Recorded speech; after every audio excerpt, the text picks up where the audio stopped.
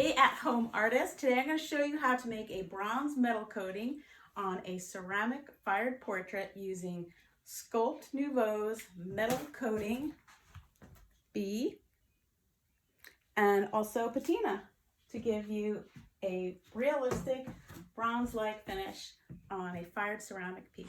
So before putting the bronze metal coating layer on, I actually sealed the ceramic with just an acrylic sealer. You can use just any old kind of primer or acrylic paint.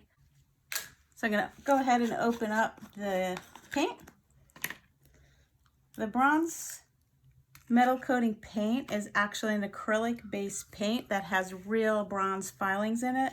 First thing, you want to mix up the paint really well because the real bronze filings that are inside the paint sink to the bottom, and you want to make sure they get stirred up really well so that they're floating up at the top. And you kind of see it glistens, and that's from the metal filings in the paint.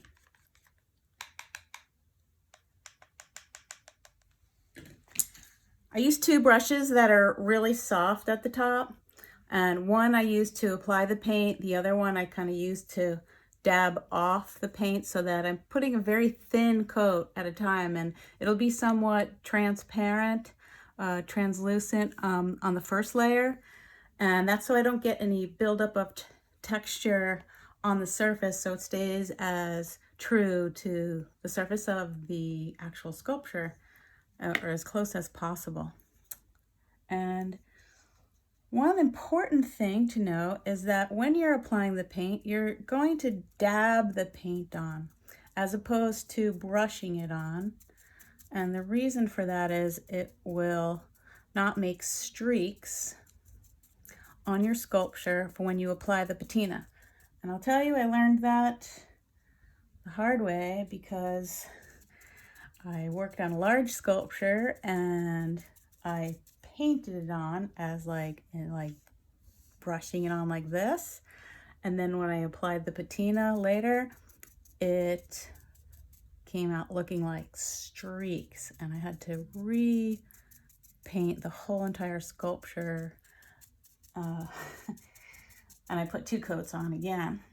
So you'll see, like, you can kind of see the color of the ceramic through the paint because it's a very thin layer,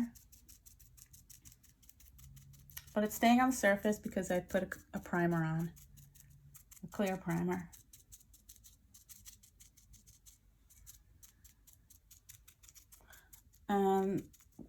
The second brush I don't really use until this brush gets so charged up with paint that it starts leaving more like heavy globs of paint on there. So I just try and put a little bit at a time on the tip of my brush and then dab it on there. You know, I try to get all, not to leave any holidays, any empty spots on the surface as best as possible. Sometimes inside the eye is a little trickier and any like little undercut areas. But you can put two coats, you can put three coats. I tried to just do two, but I'll have to wait and see what it looks like after two coats.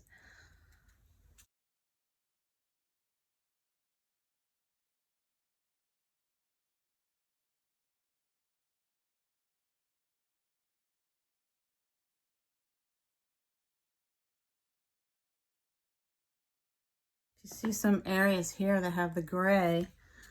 This sculpture was on the armature, I'm embarrassed to say, but it was on armature for about 6 years. This sculpture was part of a portrait demonstration at a gallery in Charleston, South Carolina. And this was actually took place during Hurricane Sandy, which was up north, and believe it or not, there was no hurricane down in South Carolina. So the gallery opening went on as scheduled. And when I took the sculpture home, just stayed on the armature for a long time because I had other projects that I was working on. And Now it's finally fired. So it lended itself to having a few cracks, which I fixed with Magic Sculpt.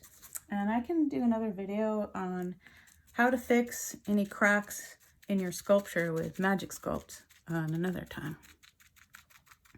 So you see here, it's a little bit thicker. That's when I'll take the dry brush and I'll take a little bit of the paint off. And I'm doing the same motion. I'm just kind of dabbing it because I want to make sure this goes on thin layer. So it takes a little extra patience to do it this way. That's very meditative.